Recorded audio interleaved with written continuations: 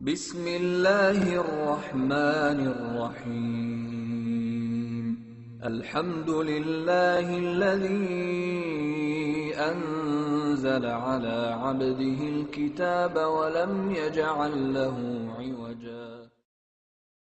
من قرأ سورة الكهف يوم الجمعة جعل الله له نورا بين الجمعتين. أنا قلت إنه ضعيف، لم يصح إطلاقا ذكر ليلة الجمعة أو يوم الجمعة في الحديث. من قرأ سورة الكهف في بعض الروايات كما أنزلت كان له نور من مقامه إلى البيت العتيق، أو في اللفظ الآخر كان له نور من مقامه إلى مكة.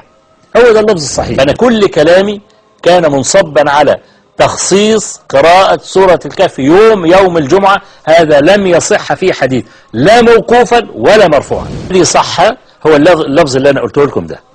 من قرأ سورة الكهف في رواية كما أنزلت كان له نور من مقامه، من القعدة اللي قاعد فيها في بيته، يعني من مقامه إلى البيت العتيق أو إلى مكة.